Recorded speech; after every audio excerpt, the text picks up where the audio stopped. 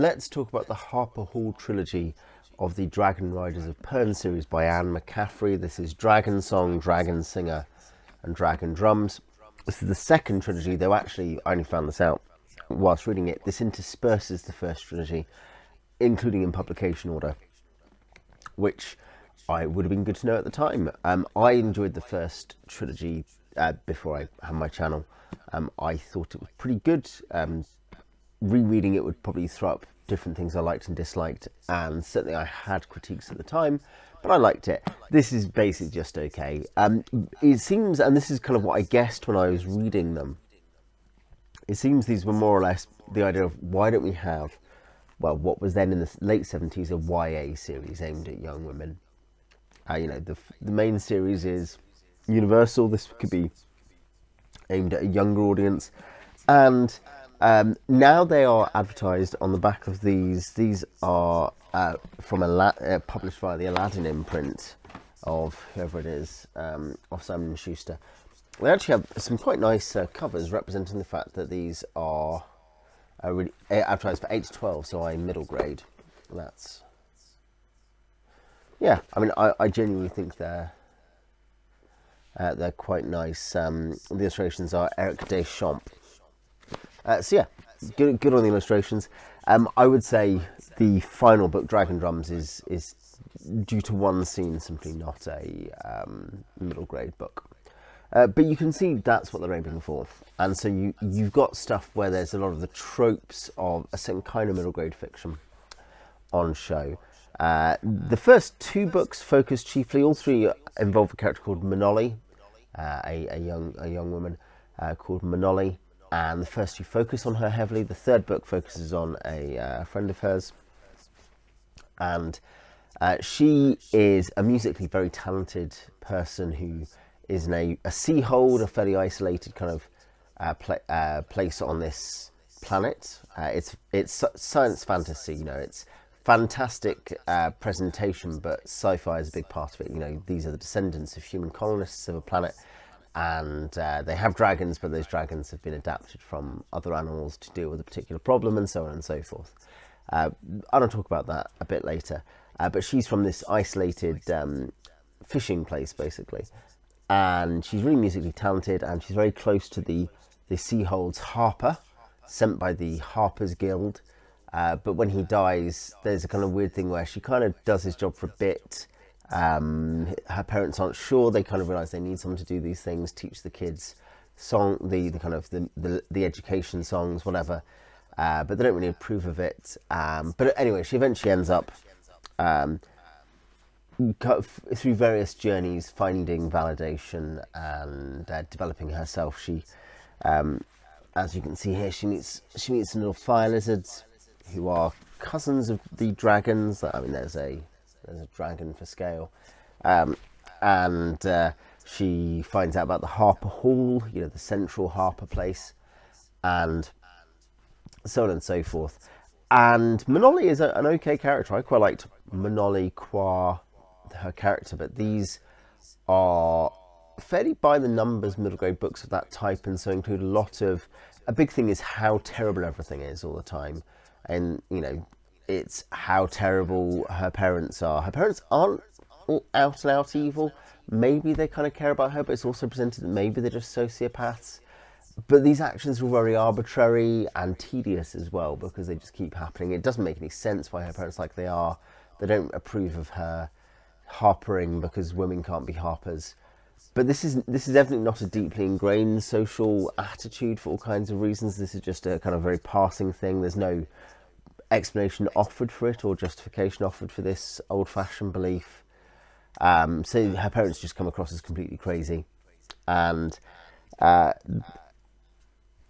think this is repetitive. This is I think 2/3 of the first book or something, more or less, of this, followed by what is actually a very strong end to the first book. The back third, or whatever it is, of Dragonsong, I thought was really good.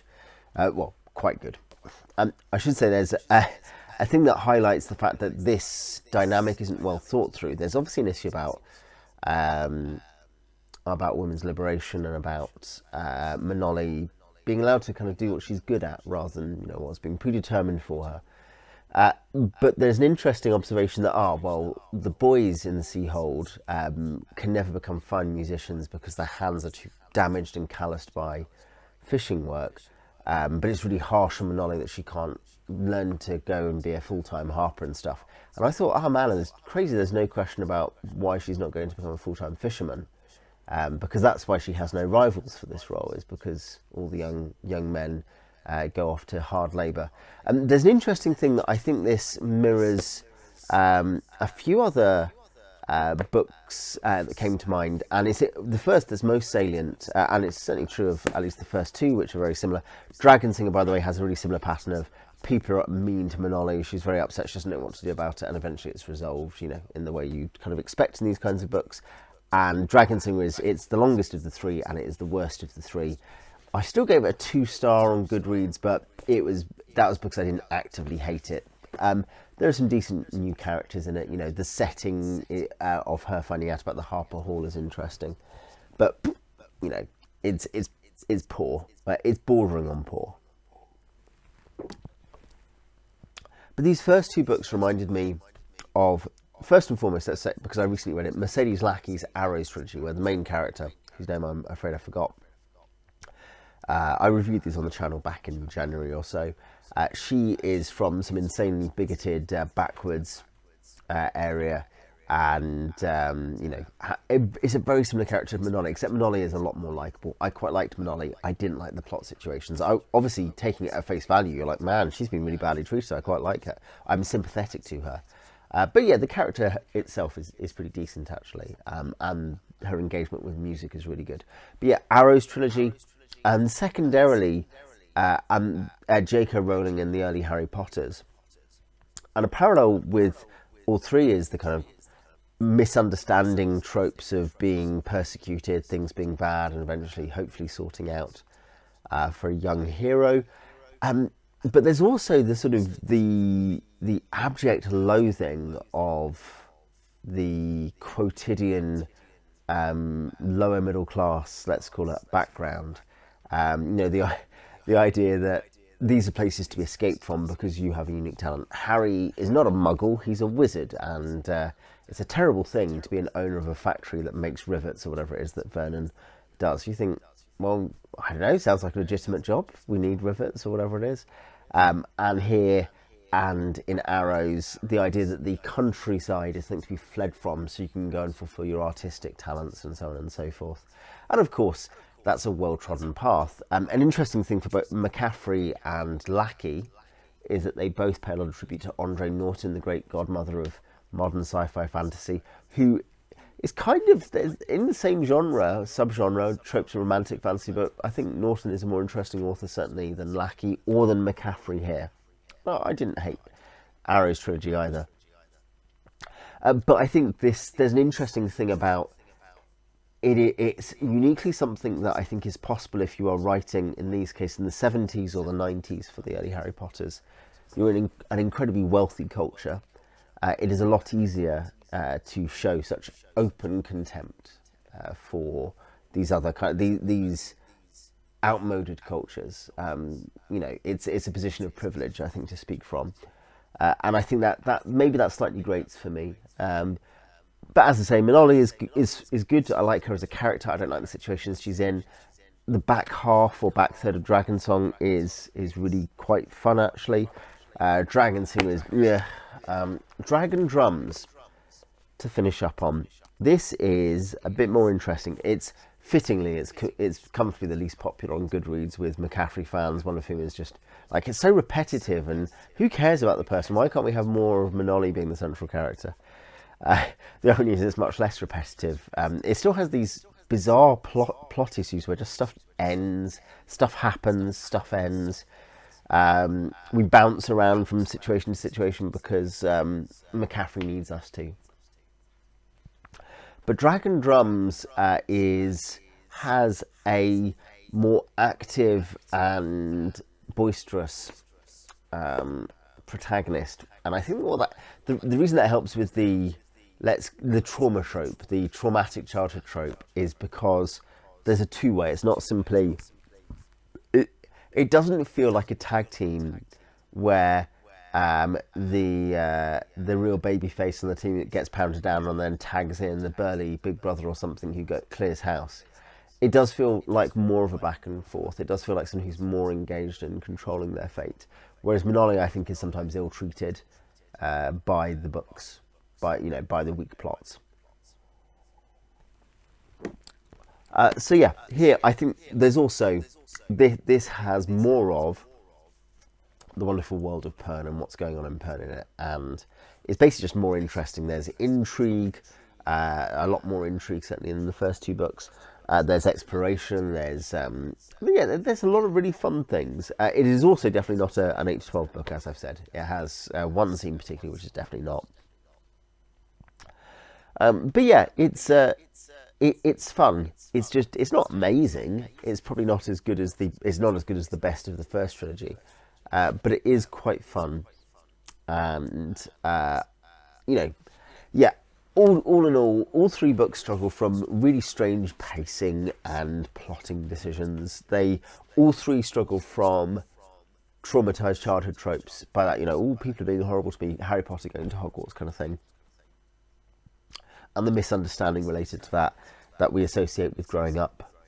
But they have their strengths, and the biggest strength, and this is where I'll finish, I guess, and this is most evident in Dragondrums, is that Pern is a great setting. I think I would have said in the first trilogy, the characters were decent, and they're decent here.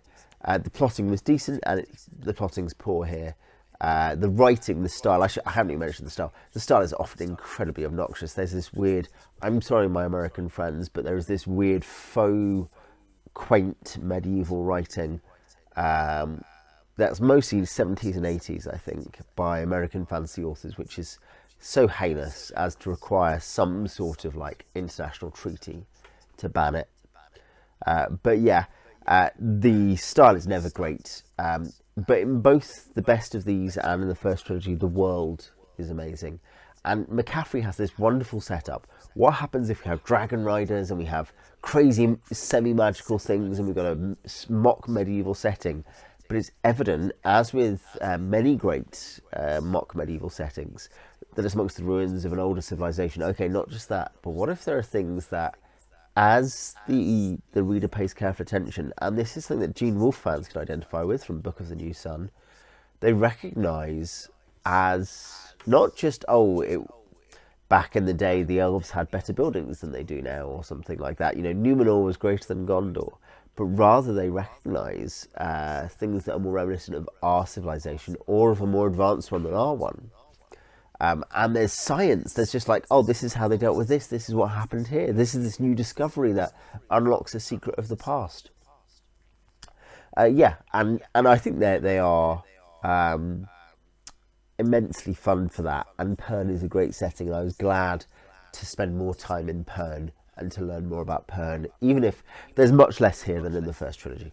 The first trilogy has all these big things, particularly into the third book, the White Dragon. Here, there's less of that. There's a bit of it though, especially because we spend a lot of time with fire lizards, because we see the southern continent at some point. So there's things where we see stuff about Pern, which we don't necessarily see as much of in the original trilogy.